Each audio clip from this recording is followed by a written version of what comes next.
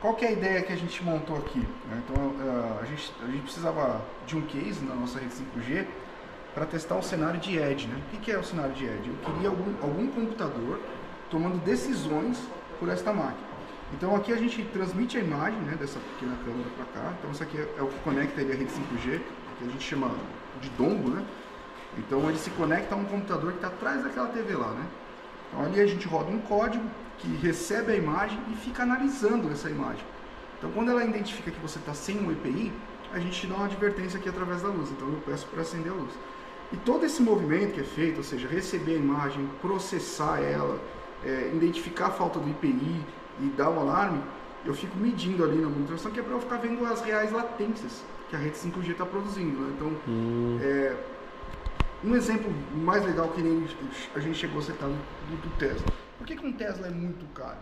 Porque o computador, para cada Tesla que você tem que fazer, você tem que embarcar um computador e fazer com que ele fique tomando as decisões dele. Então, para acelerar, brecar, são um monte de sensores que ele vai medindo aquilo para tomar as decisões.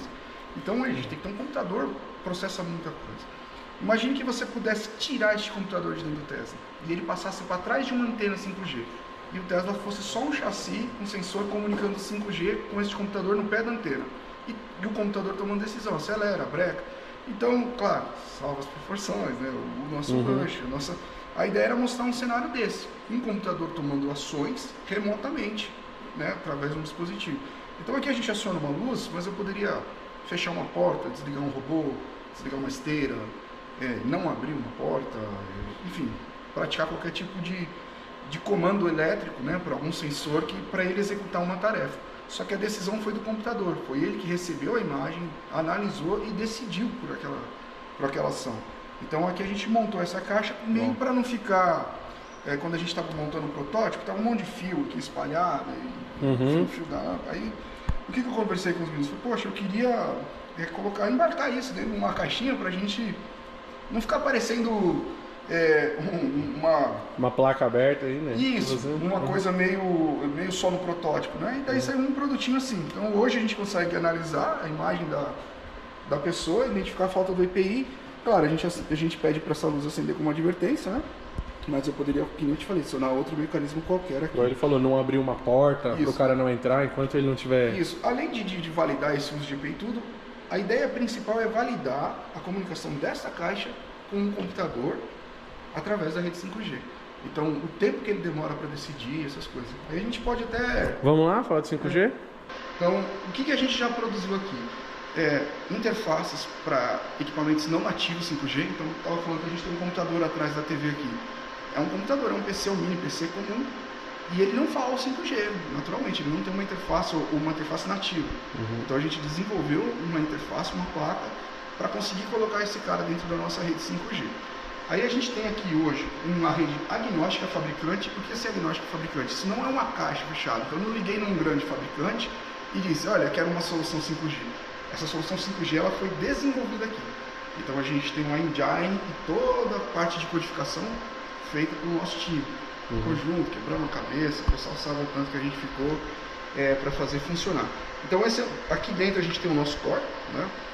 5G, ele é um servidor comum, trabalhando com 2 servers, aí todo o cenário de RAID, todo um contexto. Então aqui tem um core, né, agnóstico fabricante, que é o que trata de toda a admissão de um sistema, de alguém que vai entrar na nossa rede.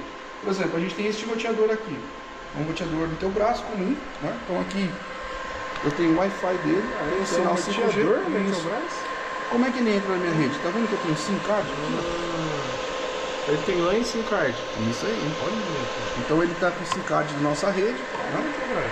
Aí esse SIM card, ele, por causa do SIM card, ele pode ser provisionado na rede, né? O sinal 5G ele vem daqui, do que a gente chama de Node B. Então é a nossa antena. Também segue alguns padrões de Open RAN, né? Então por isso que a gente consegue integrar tudo. Então a gente não comprou uma solução. O sinal 5G que sai aqui é um sinal 5G produzido aqui, dentro desse laboratório. Feito mesmo. Do zero por vocês, aí, extremamente do zero. Respeitando toda a normativa na tela. Então a gente está trabalhando na sub 6, em 3.7 GHz. Então A gente tem alguns instrumentos que eu posso te mostrar depois que eu meço, valido isso, né? Valido a potência do meu sinal, até onde eu tenho cobertura, em que frequência eu estou trabalhando, né? E aí, para um cara então entrar na nossa rede, ele precisa de SIM card. SIM card tem todo um cadastro, tem todo um conjunto de aplicações, que o 5G é um conjunto de aplicações que se falam para provisionar o cliente e depois para dar toda a regra, né? Que o mais complexo no 5G é a parte que a gente vai chamar de slicing. Então a gente tem slicing para telefonia no serviço, é como se fosse um QoS, né? Você traduzir para a rede comum. Então a gente vai ter a parte de telefonia nossa, a gente tem a parte de IoT, a gente tem a parte... Por quê? O 5G ele tem 3 pilares, ele é apoiado em 3 pilares. O primeiro dele é banda. Então a promessa nas releases, nas próximas releases que estão por vir, é que a gente vai chegar a ter 10 GB de capacidade por dispositivo. Tá? O segundo é a latência. Eu acho que chega. A latência a gente vai ter 1 milissegundo, né? É a promessa, dentro dessa rede aí, com 10 GB. E o terceiro é a massividade. A gente vai poder conectar 1 milhão de dispositivos em 1 km². Então, esse daí é os 3 pilares do 5G.